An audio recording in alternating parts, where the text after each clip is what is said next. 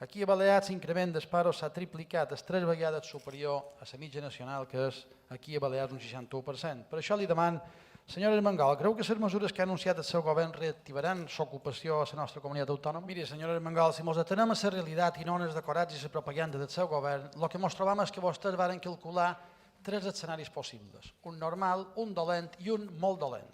I ara, després de tants de mesos, vostès estan en el molt dolent, el qual l'únic que fa és confirmar que les mesures que vostès han volgut prenent són totalment nefastes. No podríem estar pitjor. No és que estigui igual que Canaris, és que està 3 vegades pitjor que Canaris. Això és el que li estic dient.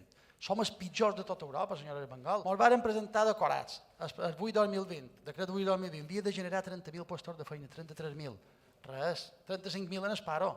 Ara ens presenta un pla de xoc per l'ocupació que torna a ser trilerisme, perquè això és el mateix pla que ve cada any hem financiat en 46 milions d'euros des de Madrid. I vostè mos ho ven també com una cosa extraordinària. I això ja li pot demanar a la vicepresidenta. No, es torna a ser mentida, senyora Armengol. 30.000 llocs més de feina. Vostès els 30.000 les van. Amb una altra presentació ja no tindrà paro en aquesta comunitat autònoma. Ja hauran copat els 90.000. Per tant, vostè viu d'un bluff. I aquell bluff no serveix per sortir d'aquí on estem. Jo li reconec coses que són positives. Vostè mateix ara ha comentat que SICO l'han augmentat el període de carència. Vostè hauria d'haver fet aquí una cosa encara més expeditiva. Se nota que vostè no ha estat mai empresari. Se nota que du 22 anys aquí.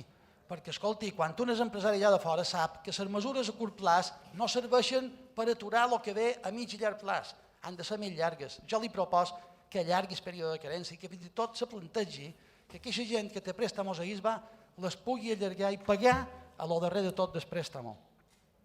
S'obren decorats, senyora Armengol.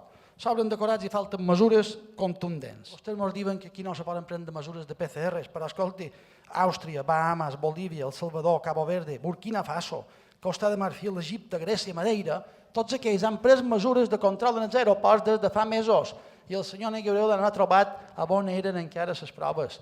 Senyora Armengol, se posin a fer feina, per favor, que ho necessitem tots i aquí nosaltres li ajudarem.